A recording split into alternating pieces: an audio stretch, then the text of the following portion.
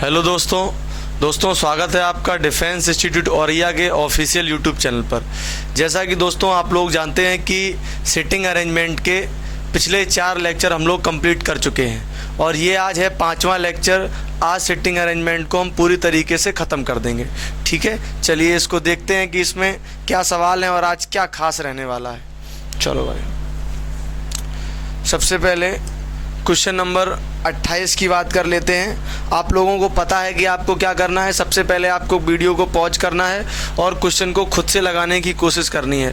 Then अगर आपको नहीं आता है तब आप वीडियो को देखेंगे। चलिए देखते हैं इसको। सवाल में क्या कह रहा है। 8 लड़के ABCDEFG तथा H एक वर्गाकार मेज के इर्द गिर्द केंद्र की ओर मुख करके बैठे हुए हैं। कितने लड़के हैं? 8 लड़के हैं। ये किसके चारों तरफ बैठे हुए हैं? वर्गाकार एक मेज के चारों तरफ बैठे हुए हैं। ज़रूरी नहीं कि इसी क्रम में हो। बिल्कुल, ये कोई ज़रूरी नहीं कि ये 8 लोग जो हैं वो इसी क्रम में हो। आगे क्या कह रहा है? प्रत्येक, यानी कि यहाँ पर जो व्यक्ति हैं उनमें से कहा गया कि प्रत्येक भुजा पर 2-2 लड़के बैठे हुए हैं। यहाँ बात करी गई है भुजाओं की कि प्रत्येक भुजा पर, जैसे आपको पता है सर कोई भी स्क्वायर होता है तो उसमें 4 भुजाएं होती हैं। इन्होंने कहा प्रत्येक भुजा पर कितने 2-2 लड़के बैठे हुए हैं। बिल्कुल, अब इन्होंने यहाँ से सवाल की शुरुआत कर दी कि D A के दाईं ओर दूसरे स्थान पर है। सबसे पहले हमारा काम क्या है कि हमें एक स्क्वायर बना लेना है। एक स्क्वायर बना लेते हैं और उस स्क्वायर पर आपको बताया गया है कि 8 लोग बैठे हैं और जो चारों भुजाओं पर 2-2 लोग करके बैठे हुए हैं। तो हमने कहा 1 2 3 4 5 6 7 और 8, इस तरीके से आपको 8 लोग बिठा लेने हैं। और आपको बताया गया सर इनके जो फेस हैं वो कहाँ की तरफ हैं? वो केंद्र की तरफ हैं। तो आपको एरो अंदर की तरफ बना लेना है। मान लिया कि ये अपना क्या है? ये अपना सेंटर है। अब देखिए ज़रा सवाल की शुरुआत इन्होंने कैसे करी है। सवाल की शुरुआत में इन्होंने बताया है, क्या बताया है कि D A के दाईं ओर दूसरे स्थान पर है। बिल्कुल, D के बारे में बताया गया है कि D जो है वो किसके? A के दाईं ओर दूसरे स्थान पर है। अब मान लो कहीं पर एक स्थान पर A को मान लो। हमने कहा सर अगर आप A को यहाँ मानते हो कि A यहाँ पर है, कहीं पर भी आप मान सकते हो। A को यहाँ ना मानो, यहाँ मान लो, यहाँ मान लो, कहीं पर भी मान लो। अभी तो शुरुआत है। अब इन्होंने क्या कहा था कि यदि इन्होंने कहा है D A के दाईं ओर दूसरे स्थान पर है, यानी D A के दाईं ओर दूसरे स्थान पर है। तो हमने कहा अगर A यहाँ पर है तो A का दायां हाथ नीचे की तरफ जाएगा और नीचे की तरफ जाएगा तो A के दाएं दूसरे स्थान पर पहला और दूसरा। तो A के दाएं दूसरे स्थान पर कौन आ जाएगा? A के दाएं दूसरे स्थान पर D आ जाएगा। ठीक है, यही इन्होंने यहाँ पर बात कही थी। आगे देखो क्या कह रहा है। कह रहा है H तथा D सम्मुख भुजाओं पर बैठे हुए हैं। बिल्कुल, H और D जो है वो सम्मुख भुजाओं पर बैठे हुए हैं। यानी अगर D यहाँ है तो आप मान सकते हैं कि H यहाँ पर होगा। आमने सामने हो गए ना ये H और D। आगे देखो क्या कह रहा है कि H या तो D के बाईं ओर तीसरे स्थान पर है या D के दाईं ओर तीसरे स्थान पर है। अब इन्होंने H के बारे में 2 बातें बताई हैं कि 2 में से कोई एक बात फॉलो होनी चाहिए। कौन कौन सी 2 बातें? कि या तो H जो है वो D के बाईं ओर तीसरे स्थान पर हो जाए या फिर H D के दाईं ओर तीसरे स्थान पर हो जाए। तो देखो इनमें से कौन सी बात फॉलो हो रही है। हमने कहा कि अगर D यहाँ पर है तो D के बाईं ओर है, H तीसरे पर कि दाईं ओर है। तो देखो अगर D यहाँ पर है तो आप देख सकते हैं कि सर D का बायां हाथ इधर की तरफ जाएगा और बायां हाथ अगर इधर जाएगा तो बायां हाथ पे कितना? पहला, दूसरा और तीसरा। तो आप कह सकते हैं सर ये वाली बात हमारी फॉलो कर रही है। कौन सी वाली बात? कि H जो है इन्होंने कहा था कि या तो D के बाईं ओर तीसरे स्थान पर हो या D के दाईं ओर तीसरे स्थान पर हो। तो हमें पता चल गया ये H जो है वो D के कैसा है? बाईं ओर तीसरे स्थान पर है।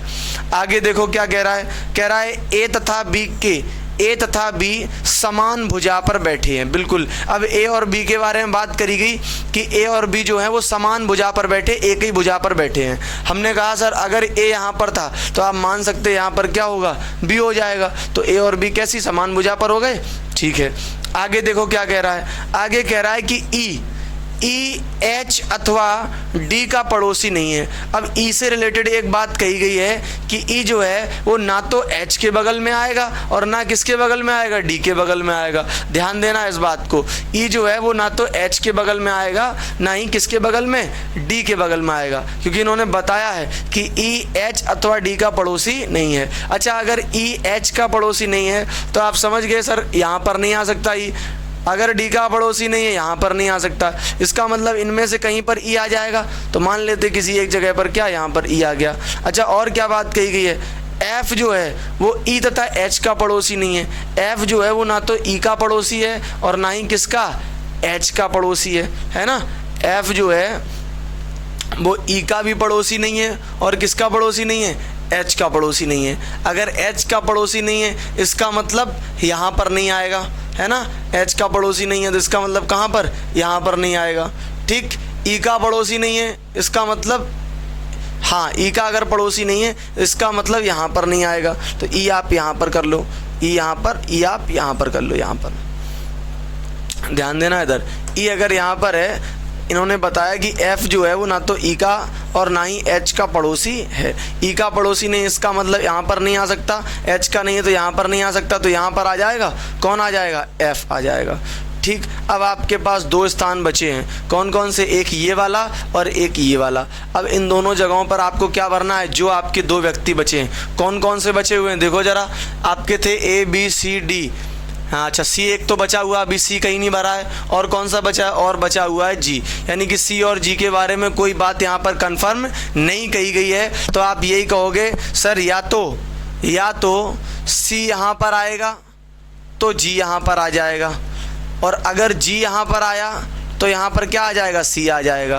तो कहने का मतलब ये है कि इन दोनों की पोजीशन फिक्स नहीं थी, इसलिए ये दोनों में संभावना बनी है तो हमने भर दी संभावना। अब आप देख लो कि आपसे सर पूछा क्या गया है, आपसे पूछा ये गया है कि ई के पड़ोसी कौन है। ई के पड़ोसी की बात करी गई है तो आप कहोगे सर सी अथवा जी, सी अथवा जी। सी यहाँ आएगा तो यहाँ जी आएगा, यहाँ जी आएगा तो यहाँ सी आएगा। कहने का मतलब ये है कि सी और जी जो हैं वो ई के पड़ोसी रहने वाले हैं। और आप देख सकते हैं सर इस तरीके का कौन सा ऑप्शन बन रहा है, इस तरीके का आपका ऑप्शन नंबर 3 बिल्कुल करेक्ट हो रहा है, यानी कि आपका आंसर नंबर सी बिल्कुल करेक्ट हो जाएगा। ओके, आप लोगों को वीडियो समझ में आया होगा, सवाल समझ में आया होगा। ठीक है, चले अगले सवाल की तरफ चलते हैं। नेक्स्ट सवाल क्या कह रहा है देखो, अगला सवाल आपकी स्क्रीन पर है, आप देख सकते हैं कितना जानदार और शानदार सवाल है। बहुत अच्छे कॉन्सेप्ट से इसको हम बताएंगे और बहुत अच्छे टाइप का ये सवाल है।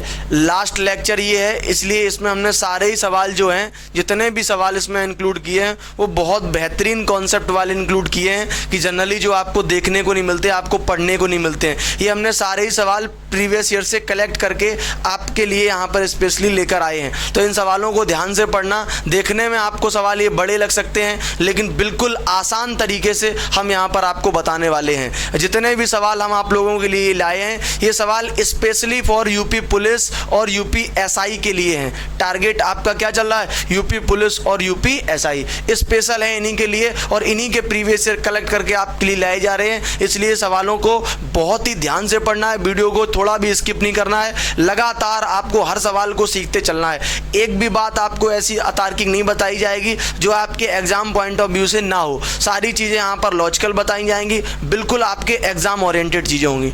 ठीक है, चलिए भाई अगला देखते हैं। इसी में क्या कह रहा है, 8 मित्र PQRST UV और W एक वर्गाकार मेज के चारों ओर इस प्रकार बैठे हैं कि उनमें से 4 वर्ग के कोनों पर बैठे हैं जबकि 4 भुजाओं के बीच में बैठे हैं। देखो यहाँ तक की जानकारी को हमने समझा, इन्होंने फिर से वही बात करी कि यहाँ पर बात कितने लोगों की कर रहे हैं, 8 लोगों की, और 8 लोगों में से 4 जो हैं वर्ग के कोनों पर बैठे हैं और 4 जो हैं वो भुजाओं के मध्य बिंदुओं पर बैठे हैं, है ना। आपको पता ये भुजा तो इसका मध्य बिंदु, ये भुजा इसका मध्य बिंदु, 4 कोनों पर बैठे हैं। अब इन्होंने क्या कहा, यहाँ से बात समझना कि जो लोग चारों कोनों पर बैठे हैं वे केंद्र की ओर मुख किए हुए हैं। यहाँ से बात समझना कि जो लोग चारों कोनों पर बैठे हैं उनका फेस कहाँ की तरफ है, केंद्र की तरफ है। यानी कि ये कोने पर बैठे थे तो इनमें एरो हम केंद्र की तरफ का लगा देते हैं। आगे क्या कह रहा है कि जबकि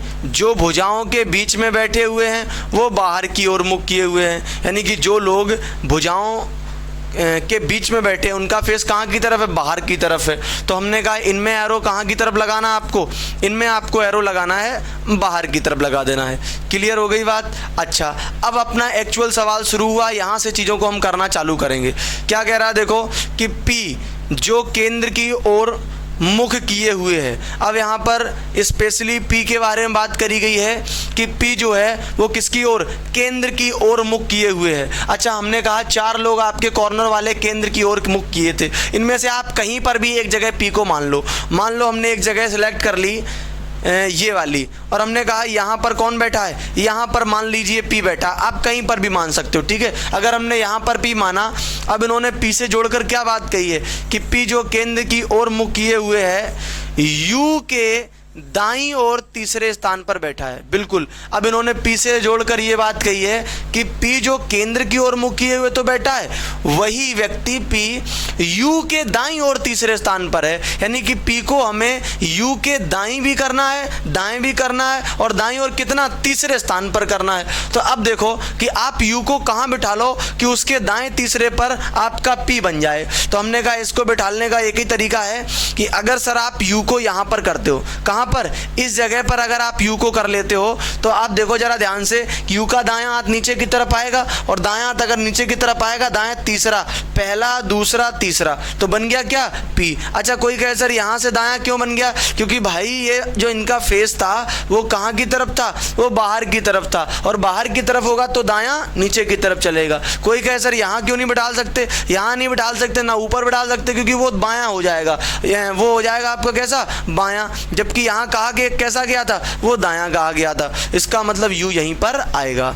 आगे देखते हैं क्या कह रहा है। अब कहा इन्होंने T के बारे में कि T जो केंद्र की ओर मुख किए हुए है, U के ठीक बगल में नहीं बैठा है। अब इन्होंने कहा कि T जो केंद्र की ओर मुख किए है, लेकिन वो U के बगल में नहीं बैठा है, और अगर U के बगल में नहीं बैठा है, इसका मतलब U के बगल के 2 स्थान ये केंद्र वाले हैं। तो हम समझ गए सर T यहाँ पर आने वाला है, तो आपने T को यहाँ पर कर दिया। आगे क्या कह रहा है, U और V के बीच में केवल एक व्यक्ति है। ध्यान रखना, U और V के बीच में कितना व्यक्ति है, केवल एक व्यक्ति है। आगे क्या कह रहा है, इसको पढ़ेंगे। S Q के दाईं ओर दूसरे स्थान पर बैठा है। S जो है वो Q के कैसा बैठा है, दाईं ओर दूसरे स्थान पर। अभी ना तो S के बारे में बात हुई ना Q के बारे में, तो इस बात को भी रोक देंगे, आगे देखेंगे क्या कह रहा है। आगे कह रहा है Q केंद्र की ओर मुख किए हुए है। बिल्कुल, अब हम समझ गए कि Q के बारे में बताया गया कि Q किसकी तरफ मुख किए हुए, केंद्र की तरफ मुख किए हुए। हमें पता है सर केंद्र की तरफ के लिए 2 स्थान है, एक ये, इनमें से कहीं पर भी, या तो यहाँ पर बैठेगा या फिर यहाँ पर, कहीं पर एक जगह बैठा के आप देख लो, नहीं बनेगा तो हम बदल लेंगे। अब क्या कहा, अच्छा जरा आप ध्यान से देखो तो पहली लाइन एक Q से और कही गई थी, क्या कि S जो है वो Q के दाईं ओर दूसरे स्थान पर बैठा है।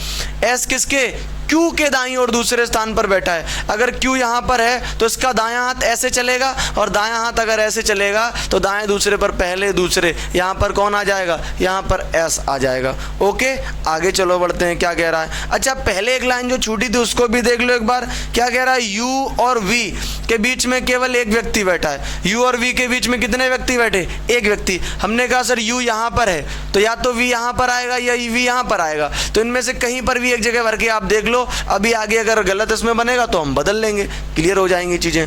आगे क्या कह रहा है देखो, R P के ठीक बगल में नहीं बैठा है।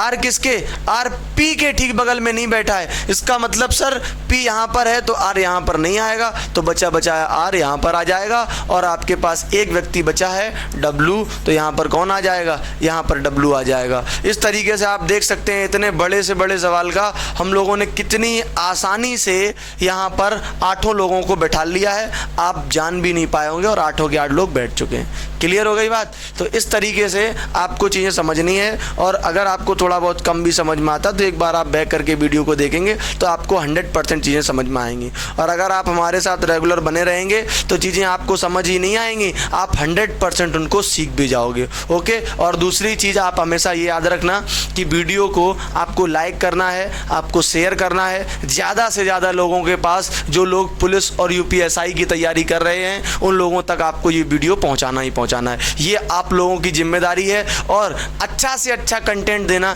ये जिम्मेदारी किसकी है, ये जिम्मेदारी हमारी है। तो आप अपनी जिम्मेदारी निभाओ, हम अपनी जिम्मेदारी निभा रहे हैं। ओके, चलो अगले के सवाल की तरफ चलते हैं। अगला सवाल क्या कह रहा है, सवाल नंबर 30, ध्यान से देखो इसको। सवाल नंबर 30 देखने में आपको बड़ा लग रहा होगा, बहुत आसानी से इस सवाल को हम लोग टैकल करेंगे। एक बार आप लोग पॉज करके वीडियो को खुद से करने की कोशिश करें, अगर आपसे नहीं बनता है देन हम इसको बताएंगे, ठीक है। तो देखिए ज़रा क्या कह रहा सवाल, समझते हैं इस सवाल को। सवाल में कह रहा है 8 दोस्त हैं, कितने दोस्त हैं दोस्तों, 8 दोस्त हैं, GHIJKLMN एक वर्गाकार मेज के चारों ओर इस प्रकार बैठे हैं कि उनमें से 4 वर्ग के कोनों पर जबकि 4 अन्य भुजाओं पर बैठे हुए हैं। बिल्कुल वैसा ही सवाल है जैसा अभी पहले हमने कराया था।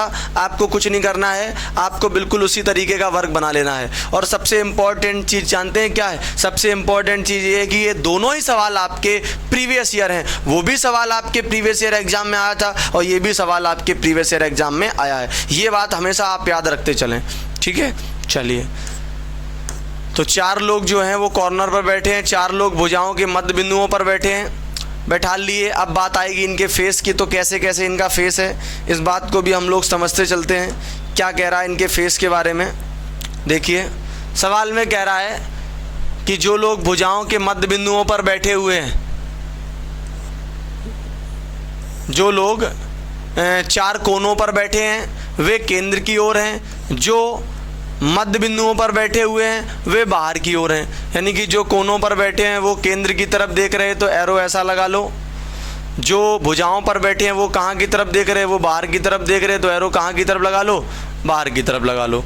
अब देखो सवाल यहाँ से शुरू होता है कि जी जो केंद्र की ओर बैठा है, बिल्कुल जी के बारे में बताया, जी किसकी ओर बैठा है, केंद्र की ओर बैठा है। तो हमने कहा जी को आप कहीं पर भी बिठाल दो, अगर आप जी को यहाँ ना बिठालना चाहो यहाँ बिठाल दो, कहीं पर भी आप एक जगह बिठाल सकते हो कि जी जो केंद्र की ओर बैठा है, ठीक है।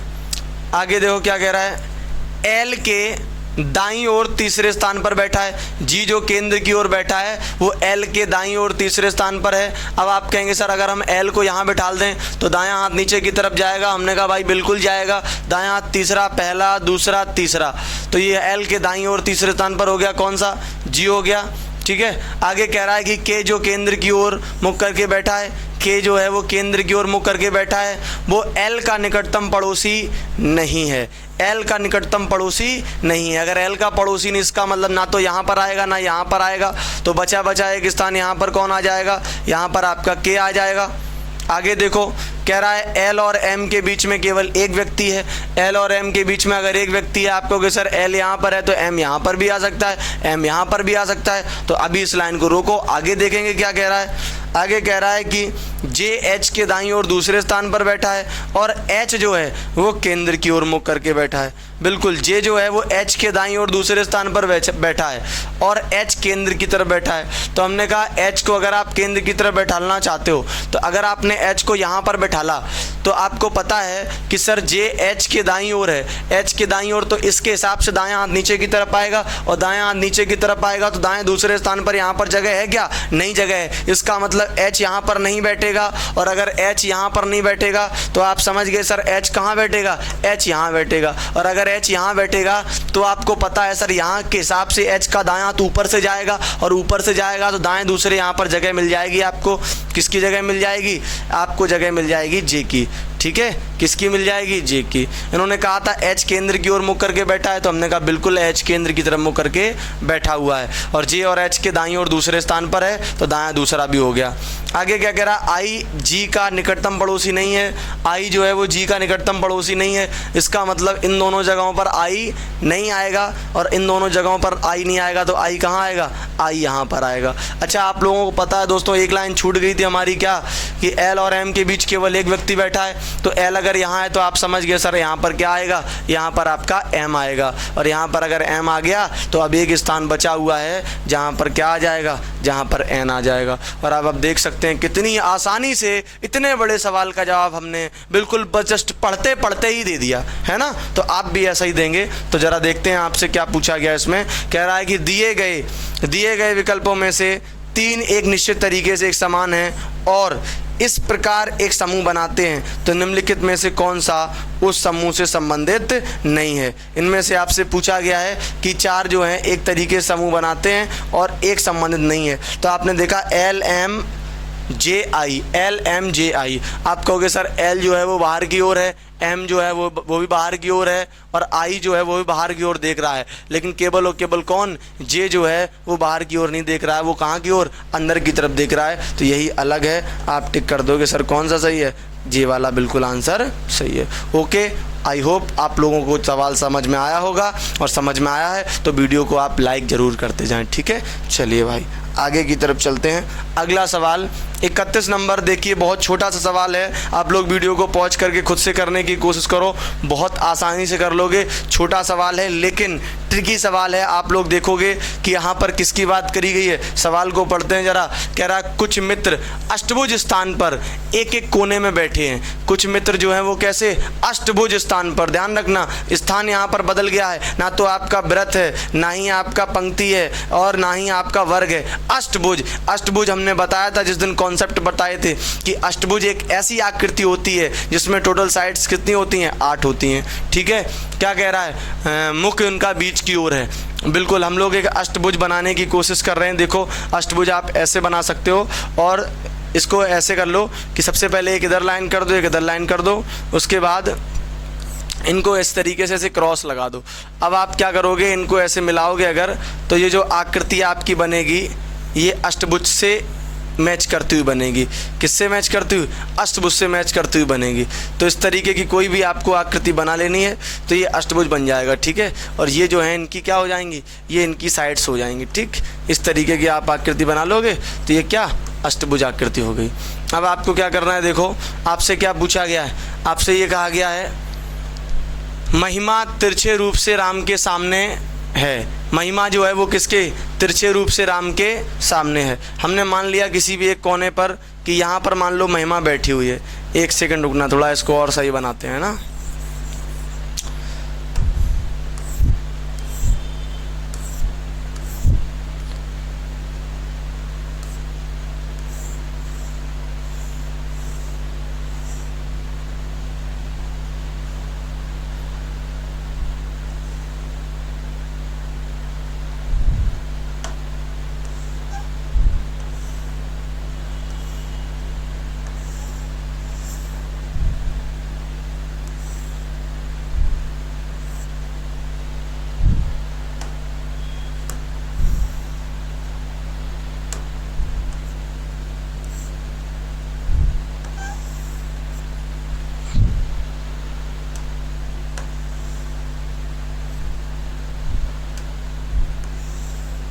बिल्कुल, देखिए अब ये आपका जो अष्टभुज है ये बन के तैयार हो गया। अब आपसे क्या कहा गया था, आप एक बार इसको समझो सवाल को।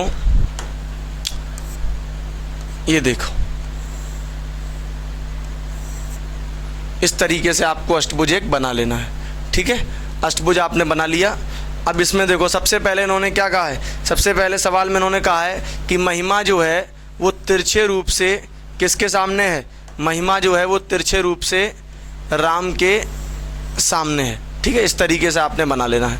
ये देखो सवाल में आपसे क्या कहा गया, देखो यहाँ से कि महिमा तिरछे रूप से राम के सामने है। सबका फेस केंद्र की तरफ है, आपको पता है महिमा तिरछे रूप से राम के सामने है, तो आप एक जगह कहीं पर बैठा सकते हो। मान लो हमने कहा यहाँ पर कौन है, यहाँ पर है महिमा। ये महिमा तिरछे रूप से किसके सामने है, राम के सामने है, तो यहाँ पर कौन आ जाएगा, यहाँ पर आ जाएगा राम आ जाएगा। आगे देखो राम जो है वो सुषमा के दाहिने तरफ बैठा है। राम अगर सुषमा के दाहिने तरफ है तो हम मान लें अगर इनका फेस जो है वो केंद्र की तरफ है तो इसका मतलब सुषमा यहाँ बैठेगी। अगर सुषमा यहाँ बैठेगी तभी तो सुषमा के दाहिने तरफ हो पाएगा राम। देखो सुषमा का दाहिना हाथ ऊपर की तरफ जाएगा तो सुषमा के दाहिने तरफ कौन हो जाएगी, सुषमा के दाहिने तरफ हो जाएगा राम हो जाएगा, जो कि इन्होंने कहा है। आगे क्या कह रहा है, रवि सुषमा के बगल में और गिरधर के सामने बैठा है। देखो रवि जो है वो किसके बगल में, रवि सुषमा के बगल में और गिरधर के सामने बैठा है। तुम्हें पता है सर बगल के दो स्थान होते हैं, एक लेफ्ट और राइट। सुषमा का एक स्थान आपका भरा हुआ है राइट वाला, इसका मतलब सुषमा के लेफ्ट में कौन आ जाएगा, सुषमा के लेफ्ट में आ जाएगा रवि, और किसके सामने है, और गिरधर के सामने है। तो बिल्कुल रवि सुषमा के बगल में है, यहाँ पर रवि आ जाएगा, और सामने किसके है, और गिरधर के सामने है, इसका मतलब यहाँ पर आ जाएगा गिरधर। ठीक है, रवि सुषमा के बगल में है और गिरधर के सामने है। आगे कह रहा है गिरधर चंद्रा के बाएं तरफ बैठा है। गिरधर जो है वो किसके बाएं तरफ बैठा है, गिरधर चंद्रा के बाएं तरफ बैठा है। ये अगर गिरधर बैठा है और ये चंद्रा के बाएं तरफ है, इसका मतलब चंद्रा आपको यहाँ बैठालनी पड़ेगी।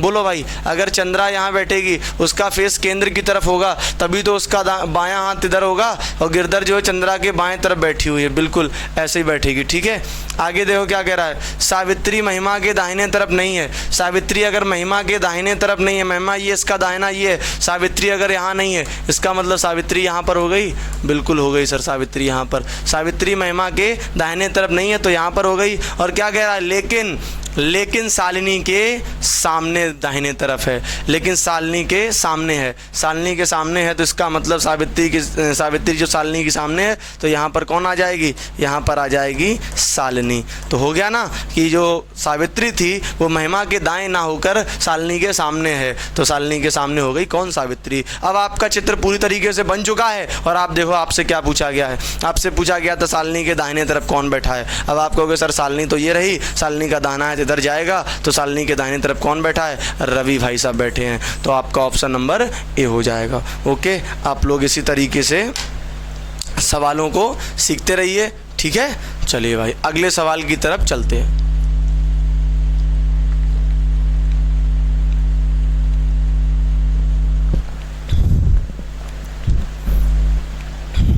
अगले सवाल की तरफ चलते हैं। अगला सवाल देखिए, नेक्स्ट क्या कह रहा है, 6 व्यक्ति P Q R S T और यू, 6 व्यक्ति हैं P Q R S T U, केंद्र की ओर मुख करके एक षष्ठभुज टेबल के चारों ओर बैठे थे। देखिए दोस्तों, अभी अष्टभुज था, अब क्या आ गया, अब षष्ठभुज की बात कर ली गई। षष्ठभुज आप लोग जानते हैं सर, एक ऐसी आकृति जिसमें भुजाओं की संख्या कितनी होती, 6 होती है। आप जानते हैं षष्ठभुज बनाने का तरीका, एक बेंजीन बना सकते हो आप, इसी तरीके से बन जाता है षष्ठभुज, बिल्कुल सर बन जाता है। आप देखिए जरा, इस तरीके से आप बेंजीन बनाते हैं, तो उसी तरीके से अगर आप बना दोगे तो षष्ठभुज बन जाएगा। ठीक है, देखिए एक बार अच्छे से इसको बना लेते हैं। जिस तरीके से एक बेंजीन बनाया जाता है उसी तरीके से आपको षष्ठभुज बना देना है। ठीक है,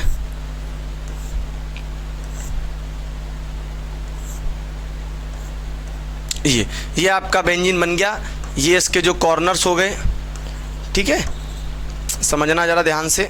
ये इसमें आपको पता है सर 1 2 3 4 5 6 टोटल कितनी साइड्स हो गई, 6। अब इन्होंने क्या कहा था, देखो यूपी के ठीक विपरीत बैठा है, बिल्कुल यहाँ से सवाल की शुरुआत हो गई है। अच्छा, ये चारों ओर बैठे, इनका फेस आपको पता है सर कहाँ की तरफ है, केंद्र की तरफ है। इनका फेस कहाँ की तरफ है, केंद्र की तरफ है, यानी कि केंद्र की तरफ ये फेस करके मुख करके बैठे हुए हैं। इन्होंने कहा है कि यू पी के ठीक विपरीत बैठा है। यू के बारे में बात हो रही कि किसके विपरीत बैठा है, पी के। आपको पता है सर ये विपरीत कौन कौन होते हैं, जैसे ये इसका विपरीत हो गया इस तरीके से, इसका विपरीत ये हो गया, ये वाला है ना, विपरीत ऐसे निकालते हैं। देखना जरा यहाँ से विपरीत कैसे, ये यहाँ से देखो, आपको पता है ये विपरीत होते हैं, ये इसका विपरीत होता है, ये इसका विपरीत होता है, ये इस तरीके से विपरीत है ये। अब देखना जरा ध्यान से क्या कह रहा है, यहाँ कह रहा है कि यूपी के ठीक विपरीत बैठा है। यू किसके, पी के ठीक विपरीत बैठा है। अगर हमने कहा सर यू यहाँ पर बैठा है, तो यू जो है वो पी के ठीक विपरीत बैठा है, इसका मतलब पी ऊपर की तरफ हो जाएगा। बोलो भाई, पी ऊपर की तरफ हो जाएगा।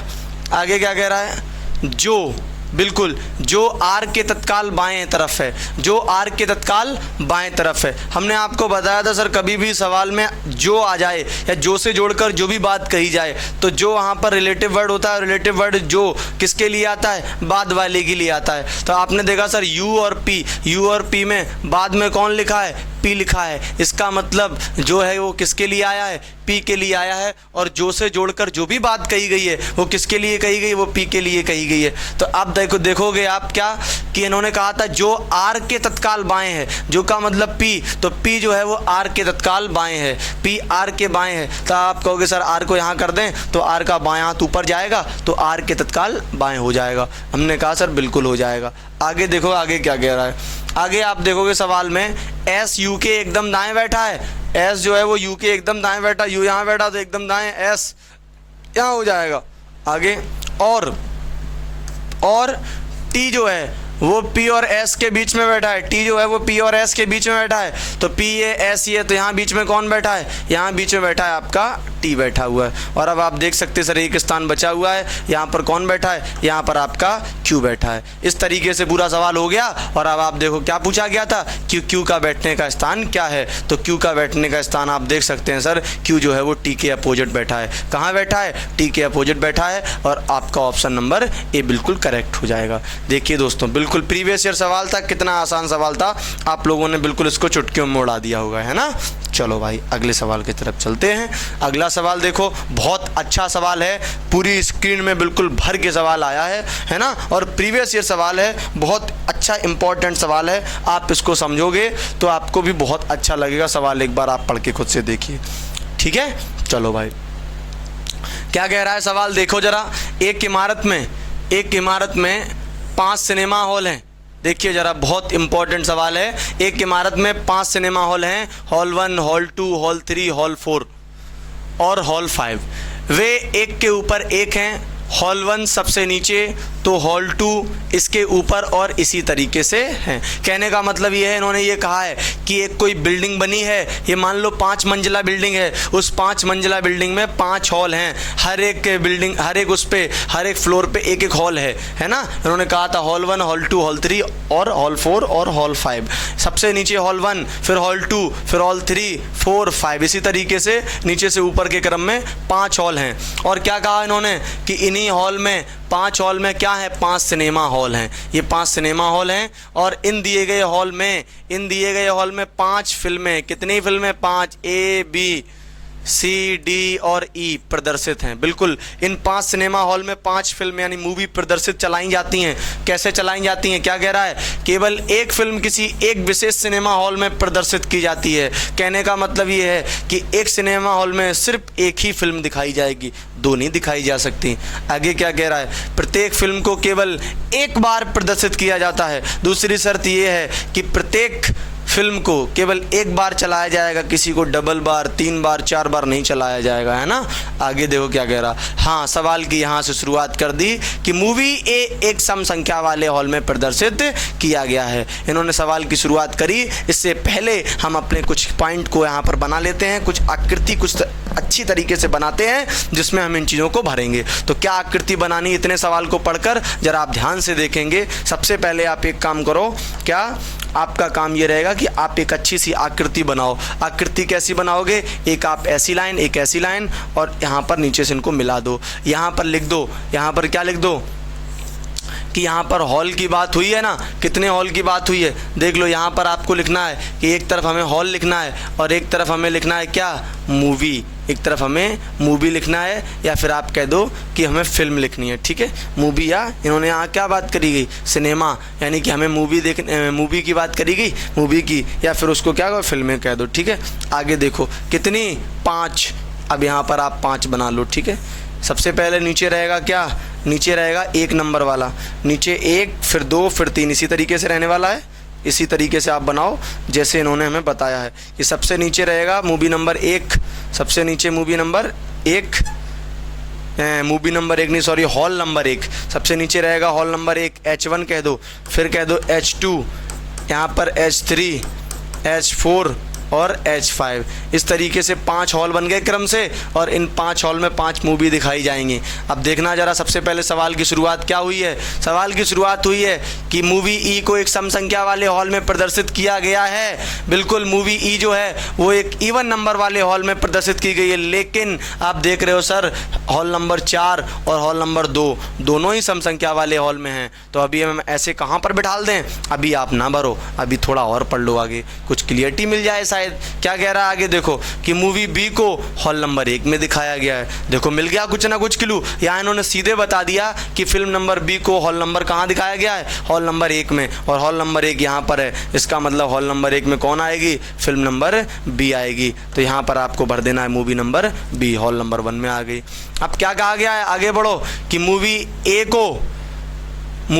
को हॉल ई के ठीक नीचे प्रदर्शित किया गया है। हॉल ई के ठीक नीचे प्रदर्शित किया गया है। अच्छा समझना जरा, ई के बारे में एक बात और बताई गई थी कि ई एक सम संख्या वाले में है, और अभी दूसरी बात क्या बताई गई कि ई के ठीक नीचे किसको प्रदर्शित किया गया है? ए को। अगर आप सर ई को यहाँ करते तो क्या ए यहाँ पर भरने की जगह थी? नहीं थी। इसका मतलब ई 4 नंबर पे आएगा, और अगर ई वाली मूवी 4 पे दिखाई जाएगी तो उसके ठीक नीचे ए यहाँ पर हो जाएगा। बिल्कुल सर हो जाएगा। आगे पढ़िए क्या कह रहा है। आगे कह रहा है मूवी डी को किसी सम संख्या वाले हॉल में प्रदर्शित नहीं किया गया है। बिल्कुल, movie number D, film number D को सम संख्या वाले में प्रदर्शित नहीं किया गया है। और सम मतलब 2 नहीं, यहाँ करा गया है तो यहाँ पर नहीं किया गया, तो कहाँ पर किया गया है? 5 में किया गया है। और यहाँ पर डी तो बचा कौन? सी। देखिए कितनी आसानी से चीज़ों को हम समझ गए और कितनी आसानी से भर दिया। आगे देखते हैं क्या कह रहा है। सवाल में पूछा गया निम्नलिखित में से कौन सा कथन फिल्म सी के बारे में सही नहीं है? कौन सा कथन फिल्म सी के बारे में सही नहीं है? अब इन्होंने कहा है कि सी ए के ठीक नीचे वाले हॉल में प्रदर्शित किया गया है। सी को ए के सी जो है वो ए के ठीक नीचे वाले हॉल में प्रदर्शित है। तो बिल्कुल ये बात तो सही है, लेकिन हमें बताना है कि इनमें से कौन सा सही नहीं है। ध्यान देना ये बात। आगे देखो ये वाला तो सही है। अगला वाला पढ़ते हैं क्या कह रहा है। अगले वाले में कह रहा है सी को विषम संख्या वाले हॉल में प्रदर्शित किया जाता है। तो देखो सी को बिल्कुल विषम संख्या वाले हॉल में प्रदर्शित नहीं किया जाता है, क्योंकि सी सम संख्या वाले में है। तो इसका मतलब इनमें से ये 3 ऑप्शन आपके नहीं होंगे। कौन सा हो जाएगा? ऑप्शन नंबर आपका बी बिल्कुल करेक्ट हो जाएगा। बहुत अच्छा, बहुत बेहतरीन सवाल था। और सबसे इंपॉर्टेंट चीज़ तो ये है कि ये प्रीवियस ईयर था। हम समझ सकते हैं, आइडिया ले सकते हैं कि किस तरीके के सवाल हमारे एग्जाम में पूछे जाते हैं। ठीक है, अगले चलते सवाल की तरफ। अगला सवाल है 34 नंबर। बहुत आसान सवाल है, आप लोग इसको करिए एक बार, और अगर आपको नहीं आता है देन आप उसके बाद देखिए वीडियो को कि हाँ क्यों नहीं आ रहा है, क्या दिक्कत है इसमें। लेकिन एक बार खुद से करने की कोशिश किया करो। ठीक है, अगले सवाल की तरफ चलते हैं। इसी में अब देखिए जरा सवाल में क्या कह रहा है। सवाल में कह रहा है दोस्तों का एक समूह इस प्रकार व्यवस्था में बैठा है कि उनमें से प्रत्येक एक अष्टभुज। बिल्कुल आप लोगों के लिए अब ये नई बात नहीं है, अभी पिछले सवाल में अष्टभुज बता चुके हैं। तो अगर आपने अभी पहले वाला सवाल समझा है तो आप इसको आसानी से कर सकते हैं। अष्टभुज के बारे में बात हो रही है तो आपको पता है अष्टभुज में इस तरीके से आप एक क्रॉस बना लो और इसमें आप 8 कॉर्नर बना सकते हो। ठीक है, या आप ऐसे ना बनाना चाहो तो इसके लिए एक काम और कर सकते हो। इस तरीके से आप प्लस बना लो ऐसे ऐसे, फिर उसके बाद आप इस तरीके से बना सकते हो। ठीक है, चलो भाई।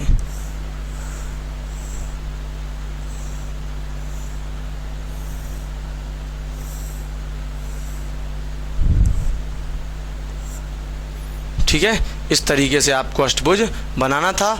आपको पता है सर 1 2 3 4 5 6 7 8 ऐसे ही आपके पास 8 साइडें हैं अष्टभुज में। ठीक है, अब देखो ज़रा क्या कह रहा है कि इसमें इन्होंने बताया एक एक कोने पर बैठे हैं, सभी केंद्र की ओर मुख करके बैठे हैं। बिल्कुल इन सभी का फेस कहाँ की तरफ है? केंद्र की तरफ है, सेंटर की तरफ है। ये बात आप समझते रहना। इनका फेस कहाँ की तरफ है? सेंटर की तरफ है, केंद्र की तरफ है।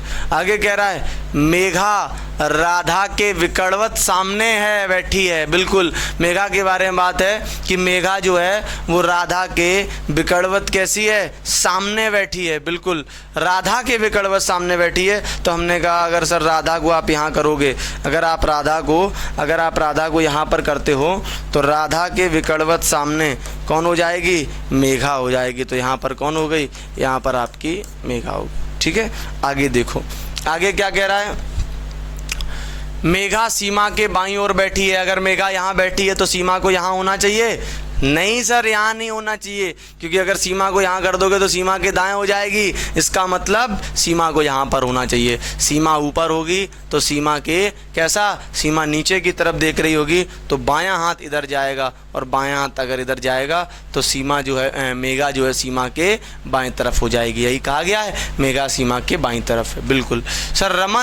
रमन सीमा के बगल में और गोविंद के सामने बैठा है। रमन सर कहाँ बैठा है? सीमा के बगल में। सीमा के बगल में देखो, सीमा के बगल का एक स्थान ये भरा है तो यहाँ पर आ जाएगा। रमन सीमा के बगल में बैठा हुआ है और गोविंद के सामने बैठा हुआ है तो यहाँ पर कौन आ जाएगा? यहाँ पर सर आ जाएगा गोविंद। तो बिल्कुल सर गोविंद के सामने बैठा हुआ है।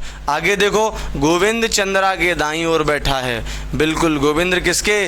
गोविंद चंद्रा के दाईं ओर बैठा है। और अगर गोविंद चंद्रा के दाईं ओर बैठा है, गोविंद चंद्रा के दाईं ओर बैठा है तो इसका मतलब चंद्रा यहाँ आएगी तो चंद्रा का दायां हाथ इधर जाएगा तो चंद्रा के दाएं तरफ कौन बैठा है? गोविंद बैठा हुआ है। बिल्कुल सर। लास्ट लाइन है, शांति मेघा के दाईं ओर नहीं है। शांति जो है मेघा के दाईं ओर नहीं है, और मेघा के दाईं ओर अगर नहीं है तो इसका मतलब यहाँ पर मेघा का दायां हाथ तो इधर जा रहा था, शांति मेघा के दाईं ओर नहीं है।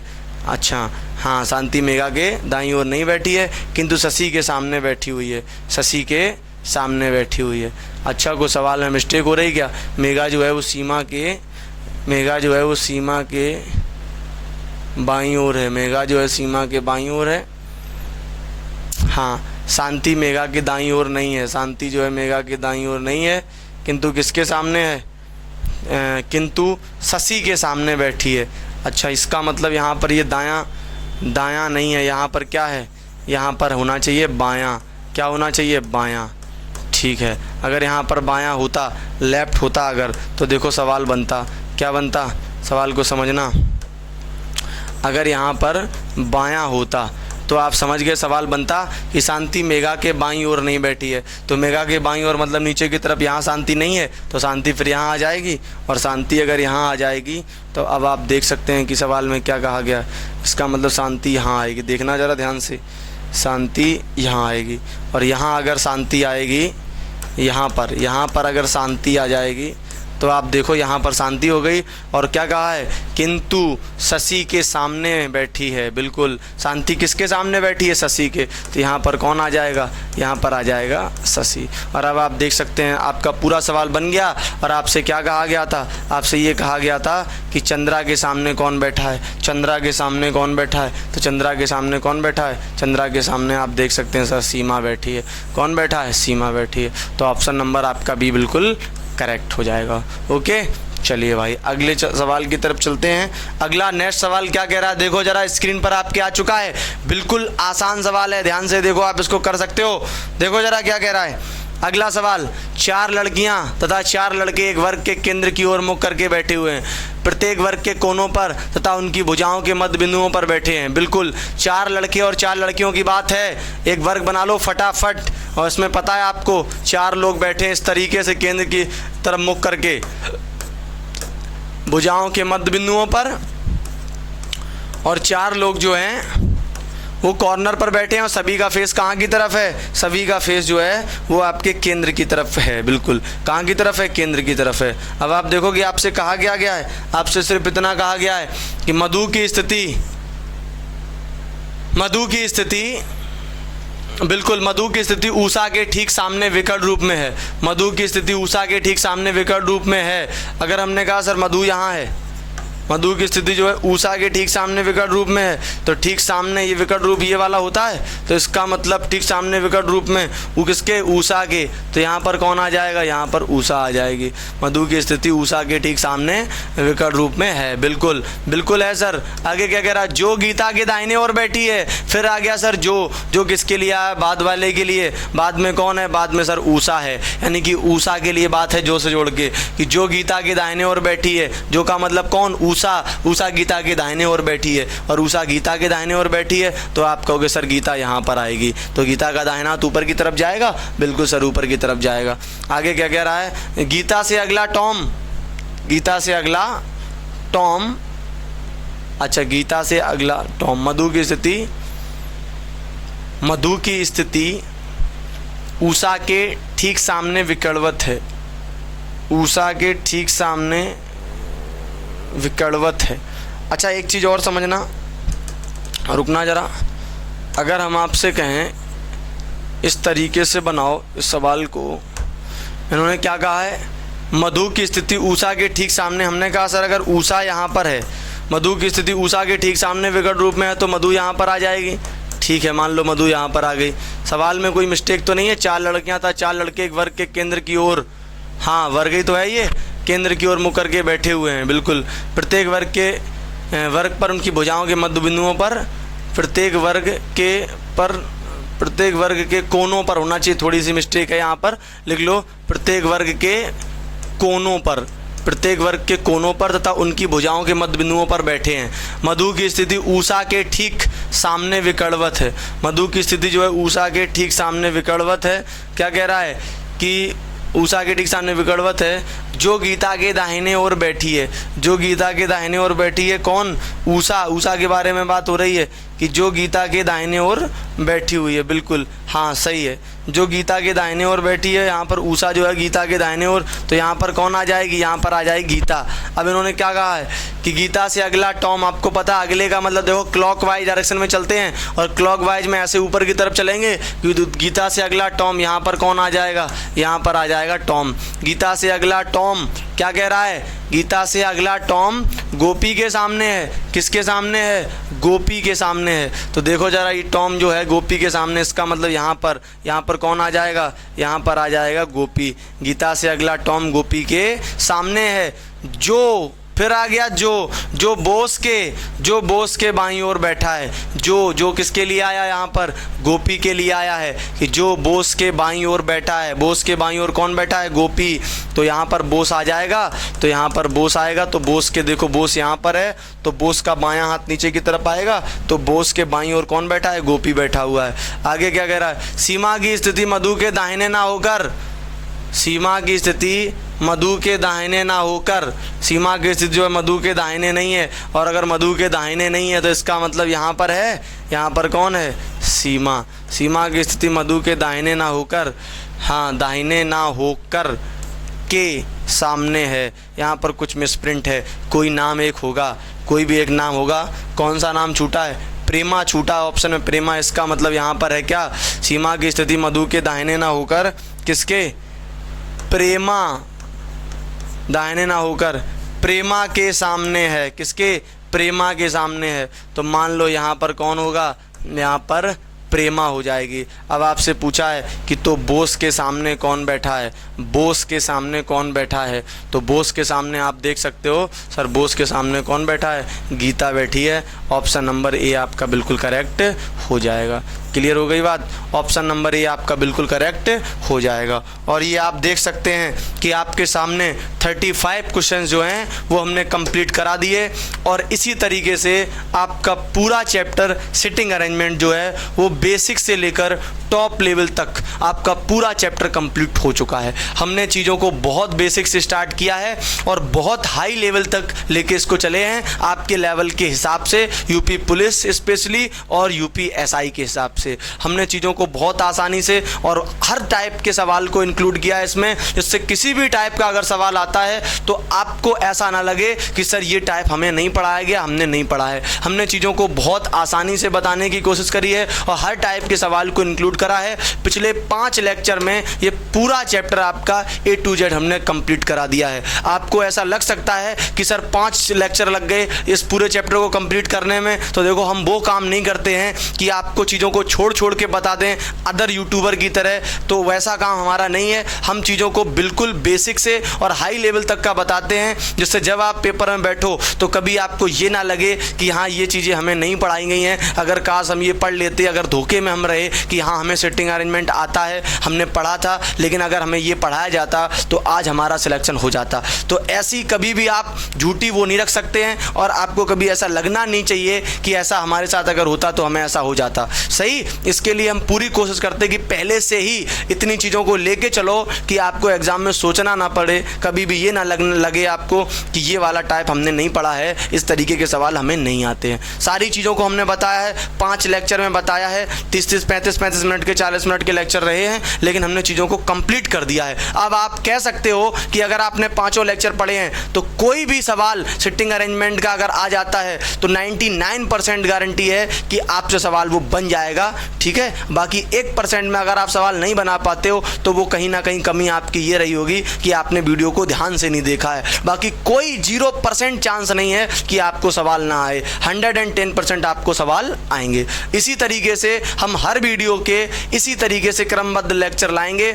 अगले वीडियो में फिर से आपको एक नया चैप्टर शुरू करेंगे और उस चैप्टर को भी बिल्कुल बेसिक से पहले उसके कॉन्सेप्ट बताएंगे, फिर उसके सवालों को लगाएंगे और सारी चीज़ें कंप्लीट कर देंगे बिल्कुल A to Z। तो आप लोग डेली हमसे जुड़ते रहें। शाम को 6 बजे ये वीडियो अपलोड हो जाता है। रोज़ आप क्या करें, अपना इतना समय बचाएं दिन में कि 6 बजे आकर आप अपना वीडियो डेली के डेली कंप्लीट करते रहें। आप नहीं समझ पाओगे कब आपने चीज़ों को सीख लिया है, सही। आप इस तरीके से चीज़ों को धीरे धीरे करके 100% सीख जाओगे। जैसे जैसे आपका पेपर नज़दीक आता जाएगा आपका कॉन्फिडेंस भी बढ़ता चला जाएगा। आप अगर मॉक टेस्ट लगाओगे तो देखोगे उसमें कि सर इतने चैप्टर हमें आपने पढ़ाए और इनमें से अब जो भी सवाल आता है वो हम बिल्कुल बना ही लेते हैं। Okay, thank you. आज फिर इतना ही रखो।